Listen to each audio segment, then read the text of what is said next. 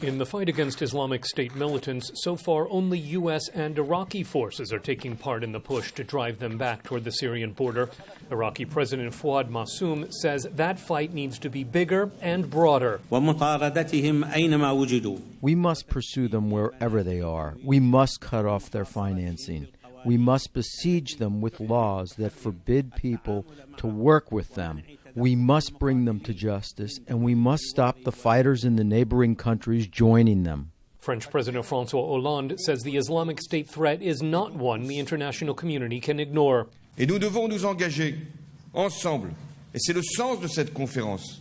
We have to act together. We have to stand by the Iraqi authorities, clearly, loyally, and strongly. And there's not a moment to be lost. Et il n'y a pas de temps à perdre.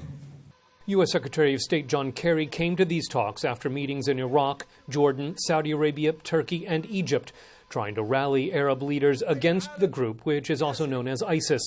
U.S. officials say it's especially important to have Muslim allies undermine its extremist Muslim ideology.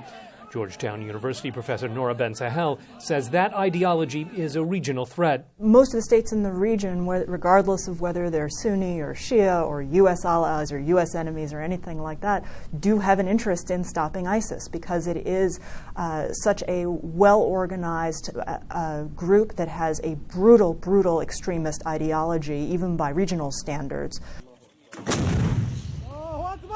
U.S. Institute of Peace analyst Steve Heidemann says the Islamic State also threatens Syria and its allies Russia and Iran, which encouraged the group as a counterweight to more moderate opponents.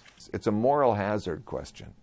They behaved badly, but we may engage, we may intervene in ways that mean that they are not suffering the consequences of their bad behavior.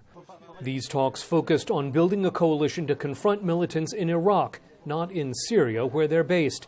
Human Rights Watch's Sarah Margon says that deals with only part of the problem. Going forward, any response to what's going on in Iraq has to include a Syria component.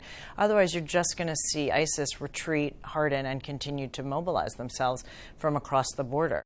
Iraqi leaders again called for airstrikes across the border in Syria, which U.S. officials say their European and Arab allies are far more reluctant to consider, with President Obama vowing to attack Islamic State fighters wherever they are.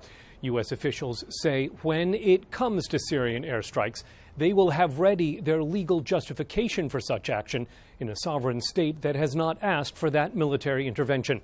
Scott Stearns, VOA News, Paris.